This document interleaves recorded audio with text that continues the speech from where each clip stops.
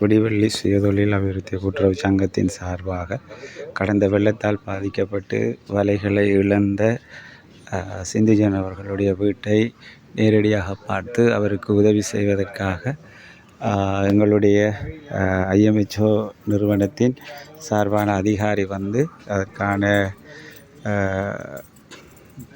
கேள்விகளை கேட்டு அவருக்கு வழங்குவதற்கு முன் வந்திருக்கிறார். எங்களுக்கு இந்த கூட்டுறவு சங்கத்துக்கு கிடைத்த மிக வெற்றிகளில் இதுவும் ஒன்று.